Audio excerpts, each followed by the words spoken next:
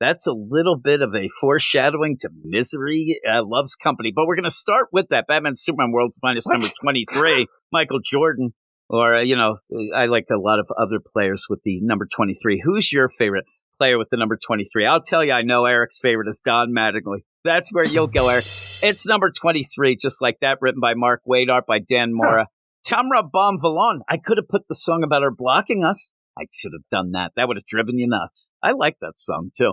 And Steve Wands. Don't have many songs about Steve Wands. Unfortunately, maybe we will someday. But it's Kingdom Come, guys. It's Gog, Magog. You have all that going on.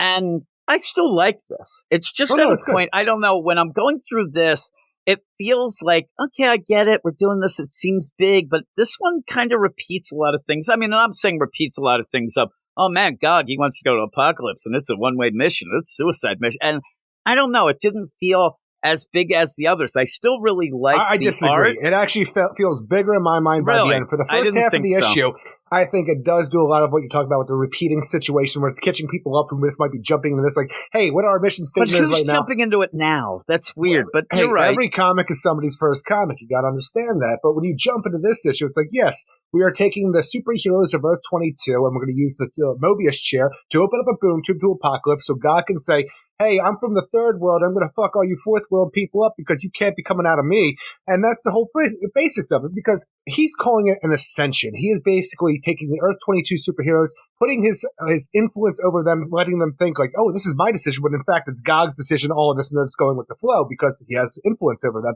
But he plans his ascension to be, we're going to go over there and we're going to fight to the death, suicide style. And for anybody who dies in this quest, I'm going to kill everybody. I'm going to kill my people. I'm going to kill the Apocalyptian people. Everybody's dead.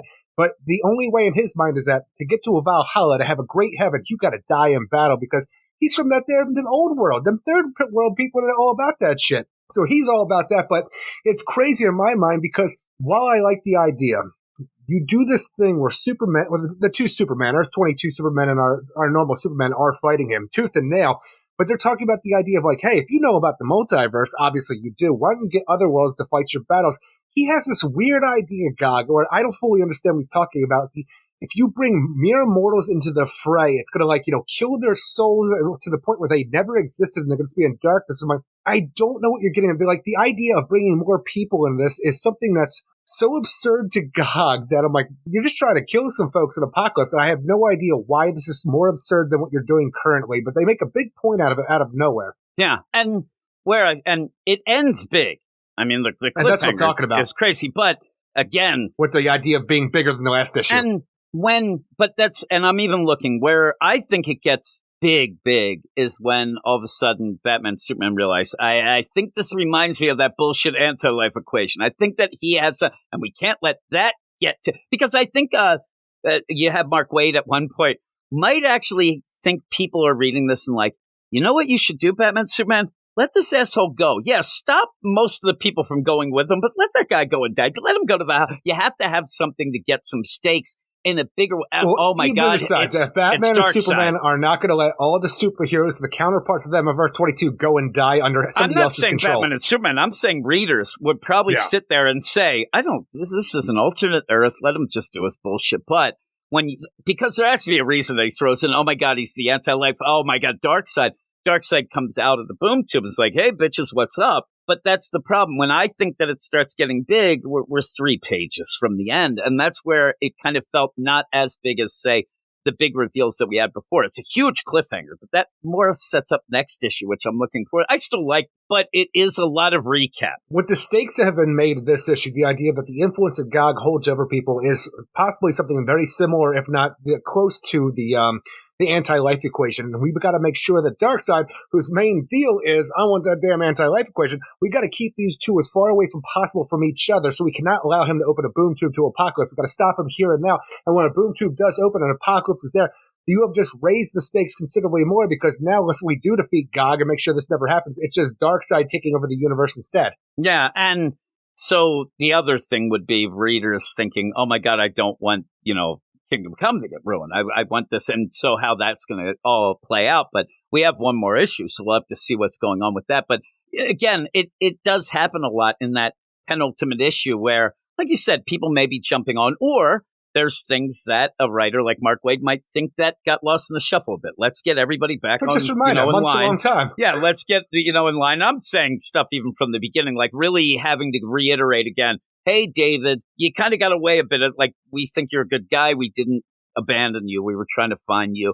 And then he does. Which I'm he's telling able you, to break. That is the weakest part of the book in my mind. Yes, it's a big old action scene between, the Batman's going after Magog while the Superman's go after Gog. You have that for a lot of the issue while you get some exposition thrown at you through the fighting and stuff like that. But when Batman is just able to pretty much convince Magog that everything he's done for the last, 15 years with Gog is all bullshit because, hey, look, David, we tried to look for your ass. Superman, he never lies. He wouldn't abandon you. Like, oh, the hell you say. You're right. Superman doesn't lie. You know what? I'm going to go and grab the rest of the superheroes in this world, and we're going to fight against Gog out of nowhere now. And I'm like, that's a little bit of too much for me.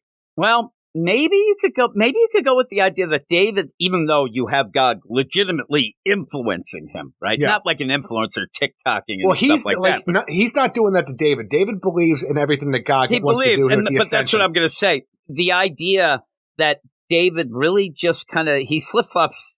That's his thing. He'll believe whatever anybody says because he goes and then Gog's able to convince him all that stuff. Then Batman just says, oh, you know what? Superman doesn't lie. Yeah, he's convinced with that. This guy will go with anything, and it's fine.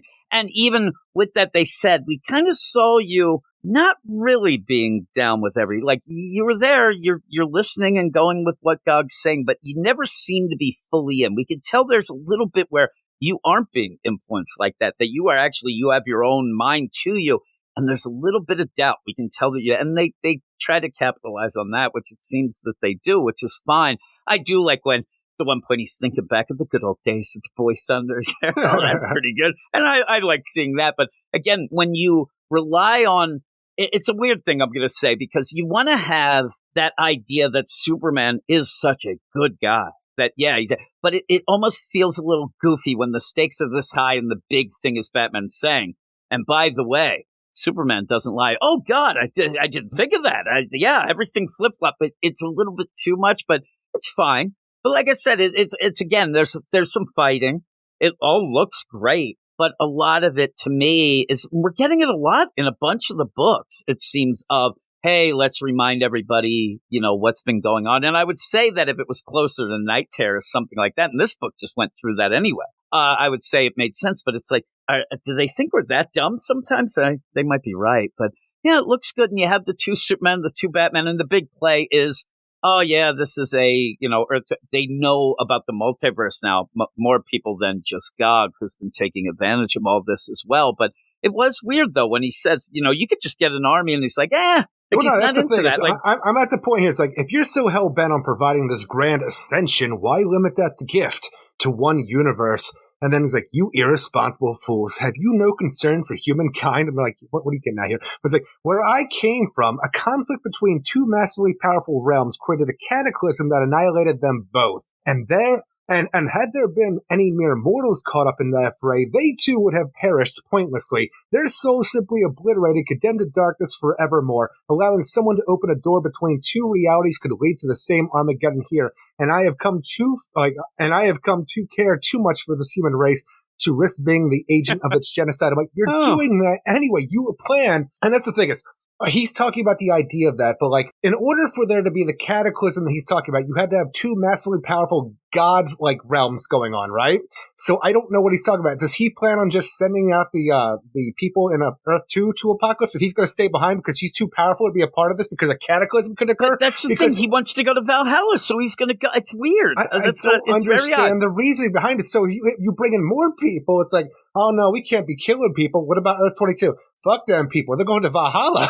Yeah, but here's the weird idea. I guess what he's, and I think that you realize this as well, like when we talk about a Lex or even Amanda Waller recently, the idea of a villain thinking they're doing the right thing. And so I think in Gog's mind, you're supposed to get, oh, you know what? He doesn't think he's a bad guy. And in fact, what he's saying is almost like a religious zealot. You follow me and you'll get the best. We're going to go to Valhalla, everybody. Let's go to Valhalla. And he thinks it's right, but it doesn't make sense. Allowing someone to open a door between two realities could lead to the same Armageddon here. I'm like, you plan on using the Mobius chair to open a door to Apocalypse to go there to open between two realities. I don't understand what you want, Gog.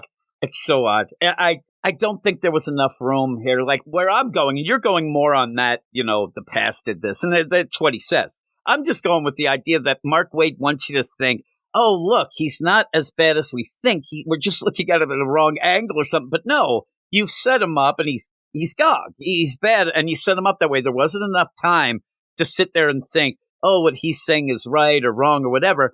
They're just you're presenting him as the big bad. And now at the last second, he tries to almost feel like he's being good in this way, but it just kind of falls flat in my mind. I think but again, it's just, you're getting that, but at the same time, you're, oh my God, the anti-life equation. Oh my God, Darkseid. And then that becomes the big thing. So we'll see. Or is it, I don't know, like, is it that now Darkseid's here that sets up the stakes that if they fight, I don't know. That's the thing. By the point now we're getting to like, I have no idea how we erase everybody's mind so we can have a proper Earth 22, or even in the point where we are, I don't know where either. David actually becomes the Magog of Earth 22 and the actual Kingdom Come story. I don't know how we get to that point from where we are right now in this issue. But I have to think that for things to work out properly, we have to have Darkseid come in here and kick Gog's ass so hard that he falls to realities and winds up in Earth Zero. Right? And I even say that Earth Zero, but like it was Earth 1 back when we had that in the JSA when Gog showed up during that whole thing. So I don't even know how the timeline works anymore because of where we are. This should still be Earth 1 technically before we hit the Flashpoint for the continuity-wise aspect of the timeline. So he has to beat the crap out of Gog so hard he falls through the realities to Earth 1, where the JSA eventually find him and Magog joins the team. It's like the multiverse version of like, I'm going to punch you the next Wednesday. Exactly. I'm going to punch you to 8 Earths ago. And I'll say, somehow we have to do that, make sure that Darkseid doesn't get the anti-life equation that Gog may or may not have to the full degree that he wants. I don't know. That's just what the Supermans and Batmans are putting out there. And we have to make sure that nobody remembers this shit going on for the Kingdom Come to happen, how many years from now at this point. That's the weird thing. To get the people not to remember, to get Magog, David to do that, the play with Gog, I can still see now, especially because we were wondering, how is he going to get to our Earth? How are they going to do this? And oh my God, anti-life equation, we better get him away from Darkseid. Grab that Mobius show. Like that might work enough for that, but you still, like you said, there's still Darkseid to contend with. Then you have to end up erasing everybody's kind of memory of what happened, but in a way that you still get to have David bad to continue things. on to be Magog, to be a piece of crap later on. And it's just such a weird idea where I have to imagine that this is Magog right now. Maybe we erase everything, but then, the influence and power of Gog, shoots through Magog later on, and there's a new Magog that takes up the place of the could that you see?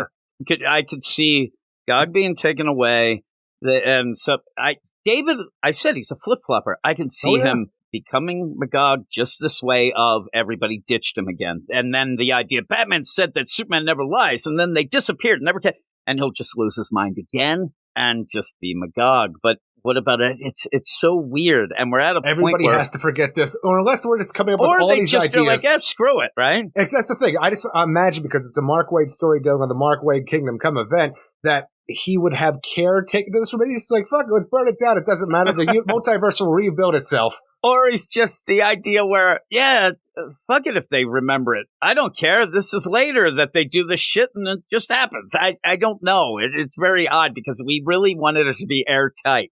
That at the end, you could say to me, when you could say to me like, oh, that makes sense because they did this. And when Darkseid punched Gog through the Earth, it ended up causing a time ripple that went back to, but it didn't affect David because he wasn't from that Earth. And then he got pissed that he left. We still need Lois Lane to get killed by the Joker, Magog to kill the Joker, and Superman to quit, and then Magog to later on, 10 years later, blow up freaking Kansas with, Captain Atom. You say that, now I'm thinking, because we're centering on Magog, we're centering on Darkseid, now I'm like, what about old Superman? If he remembered, all that shit's gonna happen. Yeah, you gotta erase their memory. I don't know.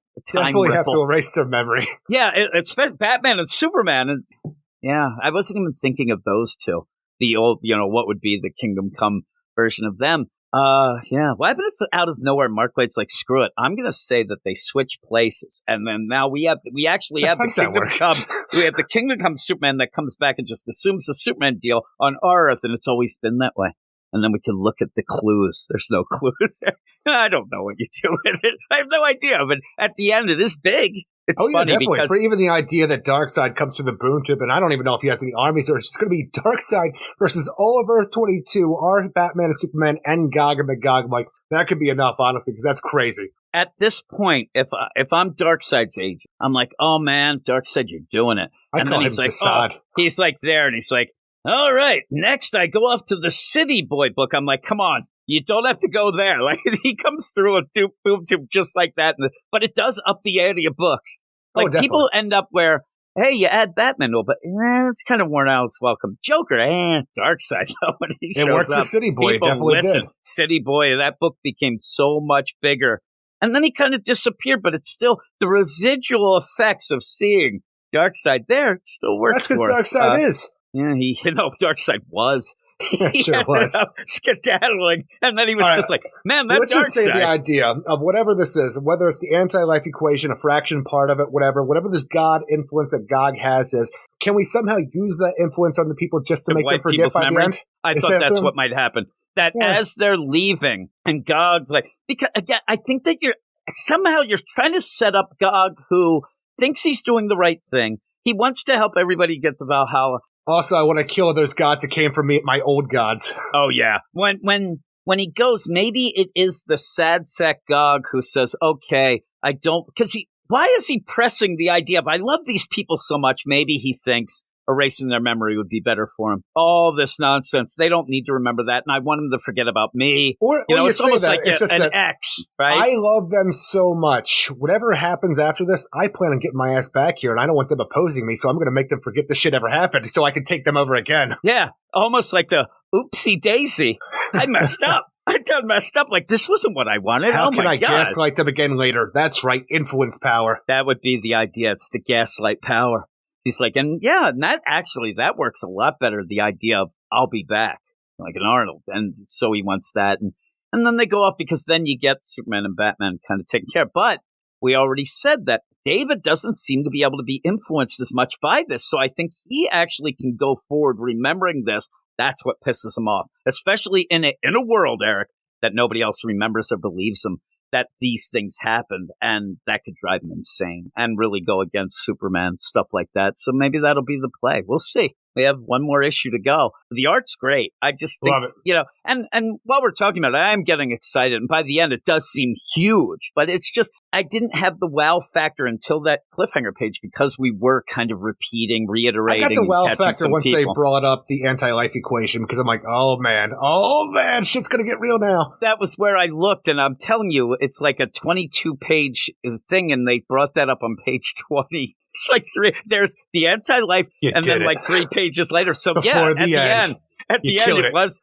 And I'll tell you, it's better to end well than start well, I guess. So yeah, I was excited. I'm excited for it. I wish that this whole thing was like, oh my God, wow factor after wow factor, but it's pretty cool anyway. What would you give it? I'd ultimately give it a 7.8 out of 10. It's a lot of action with a lot of heroes. It's really cool. Even the idea that they are recapping a lot of stuff for new readers. You're just getting all this information back out there so you can up the ante with new information and a new big bed to really just tip the scales of enjoyment as far as I'm concerned. And I can't wait to see more. But it's just some things with the idea of, the reiteration. David just flip-flopping his easy. It does bring my score down a bit, but I still had fun with this issue. Oh, yeah, I did. I'm 7.5. I'm not that much lower than you. I still had a lot of fun. It just... After last issue, I thought, oh, man, we have, 2 more issues left in this arc. And, oh, man, it's going to hit hard. And I get it. He's kind of getting everybody back up to speed so we can go forward. And you have to think where Mark Waid is a pretty good writer. When he's doing this, the things that he is bringing up, like I said about David not being controlled but kind of flip, like that'll probably be important. That's why I centered on that when I was talking. And the stuff you did as well, because he is centering on some things. Anti-life. Oh, my God, there's Darkseid. Hey, I love people. I want to get them to Valhalla. These are the big things I think that play out in the next issue. Yeah, it actually reminded me when he starts talking of it. I really did get all those Hail Bob. Let's get our tracksuits, and it's all of that. But is it Hail Bob or Hail Bop? I think it was Hail Bob. Hail Bop was the Hanson song, Eric, if I remember right. But when you're doing that, it is like the most evil of people are the people who are going to do something awful, but they think they're doing it for the better reasons. We talk, it's even worse than a Lex. Or at least Lex they have a good spiel about it to like make you think they're doing it for the good reasons. If they're going to drink the Kool-Aid or get in the Shameless. jumpsuits as well, then, I'll go with they might just everybody, be completely insane. Castrate yourself and drink some Kool-Aid, you know, because I love you. There might be no worse, thing to set up your character with great roles in charisma and not great roles in sanity. Because insanity with great charisma, that might be a really, really awful mix. That's why I love you. That's why I love you. That's what I was thinking of as well. Weird science is the revolution.